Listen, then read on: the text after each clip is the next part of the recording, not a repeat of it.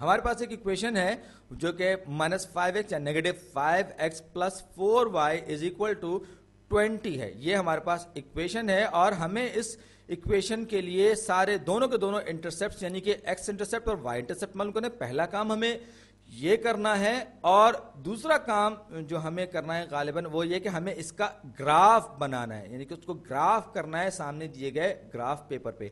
तो सबसे पहले हम इसके इंटरसेप्ट से बात करें। एक बार फिर मैं याद दिलाता चलूं कि कोई भी लाइन जब x और y को जहां कहीं पर भी इंटरसेप्ट करती है यानी काटती हुई गुजरती है तो उसको उसका x इंटरसेप्ट उन पॉइंट्स को उसका x इंटरसेप्ट और y इंटरसेप्ट कहा जाता है। तो अगर y की वैल्यू 0 हो तो हम कहेंगे कि ये x इंटरसेप्ट है, और अगर x की वैल्यू 0 हो तो हम उसको y इंटरसेप्ट कहेंगे। तो x intercept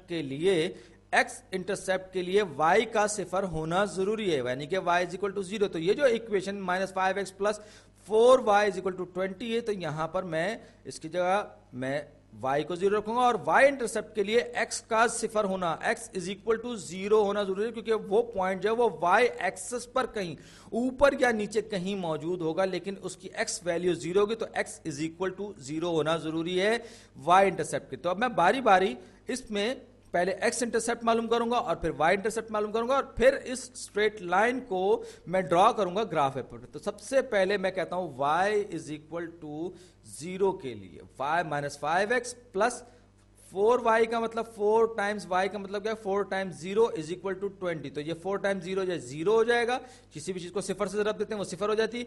-5x is equal to 20 -5x is equal to 20। मैं दोनों साइड्स को -5 से डिवाइड करूंगा ताकि मेरे पास लेफ्ट हैंड साइड पे सिर्फ x आ जाए। -5 से मैंने डिवाइड किया तो ये -5 से कैंसिल हो गया, प्लस रह गया, प्लस यानी कि प्लस 1x यानी x रह गया।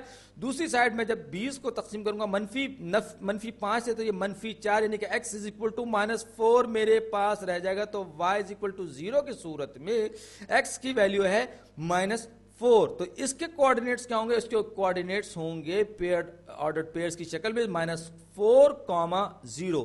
ये क्या है? ये हमारा क्या है? x इंटरसेप्ट है। x इंटरसेप्ट है यहां पे, ये इस पॉइंट में -4 जो है यहां पर x की वैल्यू है और ये जो है ये x इंटरसेप्ट है। और आप याद रखिए, गौर से देखिए, तो ये जो पॉइंट है ये दरअसल x एक्सिस पर वाक़े है, यानी कि इसमें x की वैल्यू तो y की वैल्यू 0 है। इसी तरीके से y इंटरसेप्ट के लिए हमारे पास x का 0 होना जरूरी है। तो -5 times 0 plus 4y is equal to 20। 5 times 0 का मतलब क्या हो गया? 5 को सिफर से रब देंगे, सिफर आया मेरे पास। ये है क्या? x इज इक्वल टू 0 वाली कैफियत है। अब 4y इज इक्वल टू 20, दोनों साइड्स को मैं 4 से जब तकसीम करूंगा, डिवाइड करूंगा 4 से, तो यार 4 से कैंसिल हो जाएगा, ये सिर्फ y रह जाएगा। और 20 को जब मैं तकसीम करूंगा 4 से तो 5 चौक 20 यानी कि y इज इक्वल टू 5 हो जाएगा। तो अब ये जो पॉइंट होगा ये होगा 0,5। ये पॉइंट कहां वाक़ होगा? ये पॉइंट y एक्सिस पर। याद रखिए इस इक्वेशन को सेटिस्फाई करने वाला पॉइंट है। तो ये 1 2 3 4 5 यहां कहीं ये पॉइंट होगा और ये इसकी y वैल्यू 5 होगी और ये हमारा y इंटरसेप्ट होगा इस इक्वेशन, इस स्ट्रेट लाइन के लिए। अब मैं जब इन दोनों पॉइंट्स को आपस में मिलाऊंगा, इन दोनों पॉइंट्स को जब मैं आपस में मिलाऊंगा तो एक स्ट्रेट लाइन बन जाएगी और फ्री हैंड में बगैर किसी लाइन टूल या स्केल के और बेहतर बना सकता हूं।